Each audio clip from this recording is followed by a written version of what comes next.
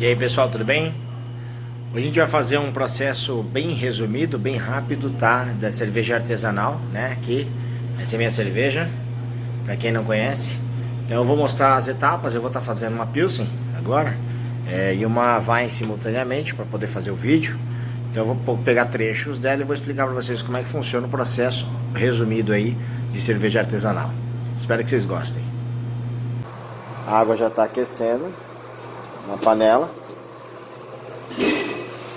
Aqui já está a separação dos ingredientes. A gente vai fazer uma Pilsen. Os lúpulos, o malte já previamente triturado, os grãos já estão abertos. Aí agora que a gente já está com a água na temperatura, vai colocar o grão, né, para começar o processo de braçagem. Aí aqui a gente já fez uma homogeneização, né, dos grãos, de todo o grão maltado com a água na temperatura correta. E a gente vai começar a quebrar, né? Então, na verdade a gente vai começar a tirar todo o açúcar do grão e transferir isso para o líquido, que vai virar o mosto, que é o que vai fazer a cerveja, né? Aqui a gente está mantendo uma temperatura de 66,7 graus, que para essa receita, para este grão de Pilsen, né, é o ideal para a gente aproveitar e extrair o açúcar desse grão. Depois, isso por 1h15 mais ou menos, 1h20. A gente vai fazendo um teste de iodo. E aí depois que a gente chegar na extração total, aí no teste de iodo dá para saber, né, se a gente conseguiu extrair todo o açúcar. A gente sobe a temperatura para 75 mais ou menos, 76 graus e quebra a enzima, né, quebra aí o processo, aproveita ela 100% e não pode passar de 80 graus, tá? Porque senão você amarga aí o mosto aí, vai soltar um amargo do grão. Os ingredientes são básicos, né? Seguindo a pureza alemã, é o grão maltado, são os maltes, no caso aqui de Pilsen. Aí tem o fermento, que é a levedura que vai fazer a fermentação natural da cerveja.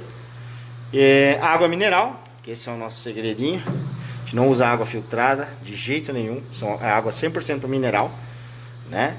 E o nosso lúpulo, que vai dar o tempero aí, tá? Aí depois que a gente fez toda uma homogeneização dos grãos, né, na água, a gente vai colocar essa tela aqui, no caso dessa panela, né? No caso de uma panela convencional, você vai usar ou a bazuca ou o fundo falso. Nesse caso aqui a gente tem essa panela, ela já é um pouco mais automatizada o processo. Você consegue deixar ela aqui agora e começa a recirculação do mosto. Então você vai puxar, ela vai formar uma cama embaixo, que seria tanto na panela convencional quanto nessa aqui automatizada.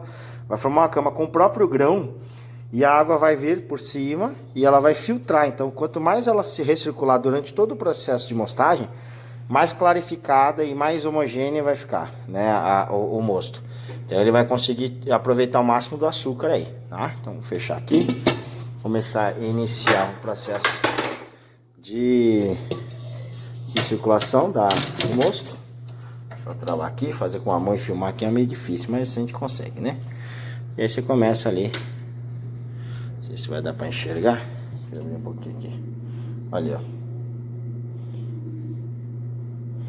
Aí começa, vocês estão vendo, tá bem turno, né? Tá bastante espuma ainda, né? Então deixa aí circulando. E aqui é o teste de iodo que eu falei pra vocês. Então você tem aqui, eu tirei um pouquinho no começo. Esse aqui foi logo no início que eu coloquei, né? E esse aqui foi agora, depois que eu homogeneizei bem. Então você faz o teste com iodo, né? Deu uma misturadinha, eu não tenho misturador, aqui é na mão mesmo, tá? Então fez uma misturadinha, ó. Você vê que ele tá muito escuro, né? Puxado pro roxo. Aqui não dá pra enxergar muito bem na câmera, mas ele tá puxado pro roxo. Enquanto ele estiver assim, significa que tem muito açúcar ainda, né? Pra ser extraído ainda do grão, tá? Então, vocês vão ver mais pra frente, nos próximos testes, que daqui 15 minutos mais ou menos eu faço um teste. Vocês vão ver a evolução disso, ele vai chegar no tom de marrom. Aí é onde ele aproveitou, ele tá com bastante açúcar no mosto já. Aqui a gente tá, ó, 15 minutinhos depois. Ó, como é que já mudou, já se perdeu toda aquela espuma, né? Tá recirculando O excesso ele transborda pelo meio para não ficar sem água na bomba, né? No caso da panela aqui. Mas tem um processo de chuveirinho também que você faz na panela convencional. A gente vai manter aqui. Aí eu tirei mais um pouquinho de amostra. A gente fazer um teste aqui, vamos ver. Vamos ver. Vamos organizar aqui.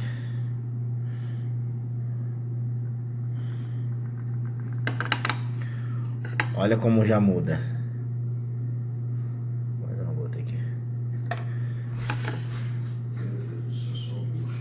Olha a diferença que fica, né? Que já começa a ver que tem mais açúcar. Essa é a outra. Tá vendo a diferença? A evolução? Esse é o teste de iodo.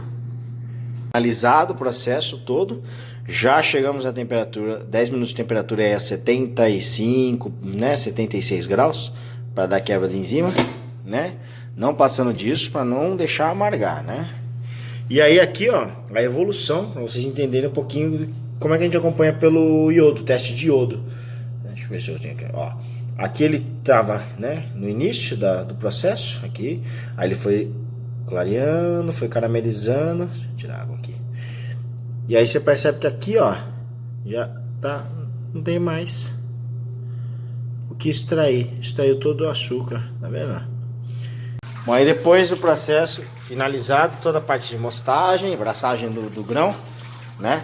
A gente, no caso aqui eu tô subindo essa parte da panela e vou deixar agora escorrer todo o mosto pela cama de grãos que foi formada, né? Que ela já sai clarificada aqui embaixo. E a gente vai para a segunda etapa de fervura, a parte de fervura. Numa panela convencional, como é que você faria isso? Você só sangraria para outra panela, mantendo a cama de mosto, a cama de grãos que formou para filtragem, para outra panela para iniciar a fervura em outra panela. Bom, essa parte aqui é o seguinte: a gente fez toda a sangria do mosto e aí mediu a densidade. Ele está 1,044. Para essa receita ele pede para chegar a 1,038, tá?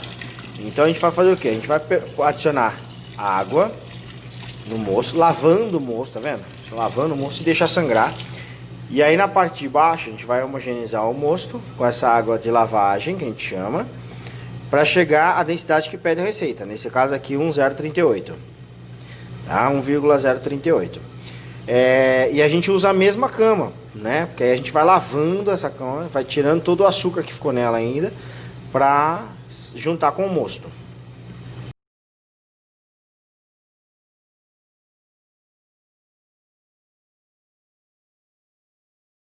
Bom, aqui ele já fez, já lavamos a cama de grãos, já corrigiu a densidade, chegou em 0,38. Agora eu vou sangrar da panela para essa panela aqui de fervura, para fazer a fervura e o tempero do mosto, tá? E aí, por que eu tô levando para essa panela? Porque eu vou emendar uma outra produção na panela automatizada. Vou fazer outra braçagem agora já. Senão eu já deixaria na própria panela e faria a fervura automaticamente nela. Aqui a gente está fazendo a segunda etapa da Pilsen, que é a fervura em panela convencional, tá? Fogão mesmo industrial, gás. Aqui já está o mosto, né, com a densidade certinha de 0,38. Adicionei o primeiro tempero e vai ter que deixar começar a ferver. Então tem uma temperatura aqui, a gente consegue controlar, né? Como a gente está acima do nível do mar, a água não vai ferver a 100 graus, ela vai ferver antes. Então lá para chegando no 97, 96,5 já começa a ferver. Começou a ferver, aí a gente começa a contar o tempo. São 60 minutos de fervura. E aí dentro desses 60 minutos tem as adições de cada lúpulo, né? Certinho. Aí depende de cada receita, varia de cada receita. Aqui eu vou usar um cascade. Aí ele vai dando o amargor, né? O que você coloca no começo da fervura, ele vai trabalhar o amargor. Você vai trabalhando mais final da fervura ou pós-fervura. Geralmente a hora que você desliga, dá os 60 minutos, é o que você vai trabalhar com lúpulo para aroma. Aqui iniciou a fervura e eu coloquei o primeiro lúpulo, que é o de amargor, tá? Que eu usei um Schnock, mas Tem vários tipos, né? Para essa receita aqui pede esse. Então é isso aqui. Aí você vai deixar ferver agora. Muitos dizem com tampa aberta, que diz que condensa e volta para dentro, contamina. Eu sempre fiz assim, com tampa semi-aberta, né?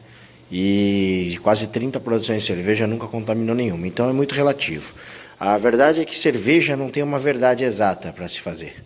Cada um vai adequando da sua forma, da sua maneira. Tá? Importante é deixar ferver. Essa fervura aqui ela vai correr por 1 hora.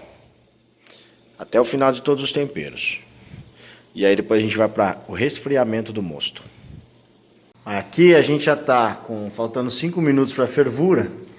Eu vou adicionar o segundo tempero, que esse aqui já vai ser mais para aroma. Um pouquinho para. Esse aqui é para sabor, né? E aroma. Aí você vai colocando. Vai ver como sobe um pouquinho. Olha lá. Olha como sobe quando você joga o lúpulo. Aqui no caso a gente está fazendo resfriamento com um chiller. Um trocador de calor de inox. Então eu coloquei no mosto. Ele estava quase 100 graus. Agora ele já está em torno de 46 graus mais ou menos. Que eu acabei de medir, né? Acabei de verificar a temperatura com o termômetro. E aí ele vai saindo aqui. Vai entrando água gelada naquela parte. E vai saindo aqui. Tá bem morninha. Tá bem quase para fria já. Bem tranquilo. Bom, aqui a gente já está no processo de trafegar passar o mosto, né? Para a bombona de fermentação. Aqui ela já está em 36 graus aproximadamente. Eu já comecei passando. Deixei o chiller ligado, porque conforme vai descendo o mosto, ele vai passando pelo chiller e ainda vai refrigerando. Tá? Tá 36 graus mais ou menos, só que o ideal é chegar a 26. Para não estressar e não matar a levedura. Tá? A levedura ela não pode ser colocada no mosto aí acima de 26, 25 graus. Tá bom? Para iniciar o processo de fermentação. Bom, aqui é aquela produção que eu coloquei na fermentadora, né? Ela estava a 36 graus, agora ela já chegou a 26 graus.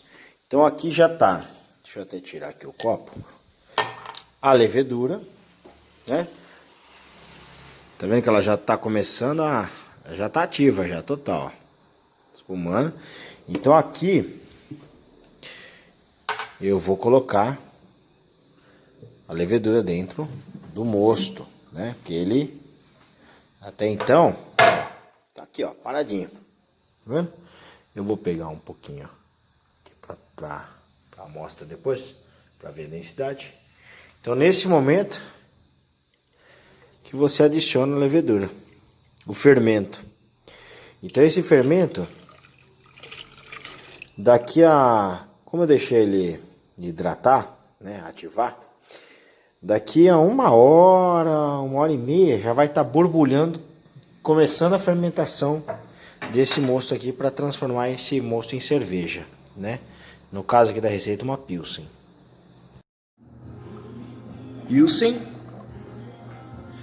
Pilsen tá mais suave. Agora vai. Não para. Vamos lá, pessoal. Agora eu vou passar para vocês através de informações, porque não dá para filmar os próximos passos do processo, tá? A cerveja ela fica pronta em torno de 20 a 30 dias, né? Desde a abraçagem, que são as etapas que eu filmei e mostrei para vocês anteriormente, até o consumo, certo? Depois que a gente colocou na bombona e introduziu o fermento, né, no mosto, esse fermento ele transforma o açúcar do mosto em álcool. O CO2 ele é expelido, tá? Nesse primeiro momento. Quando chega na densidade correta, como que chega na densidade? A gente analisa a densidade através de um refratômetro, que é esse equipamento, ou pelo densímetro, né? Chegou na densidade que pede a receita, você vai colocar essa bombona para geladeira, vai colocar dentro da geladeira para que ela faça uma decantação, né? Por quê? Para a suspensão toda que existe dentro dela, né, ir para o fundo da bombona, certo? Para tirar o excesso dessa levedura, desse fermento, dessa suspensão. Aí sim a gente parte para o invase. No invase, para que a cerveja fique carbonatada, porque ela só tem álcool por enquanto, para que ela fique carbonatada, existem dois processos. O que a gente faz, que é artesanal de fato, que é você introduzir o Prime, que é um açúcar, né, diluído, então ele é um açúcar líquido.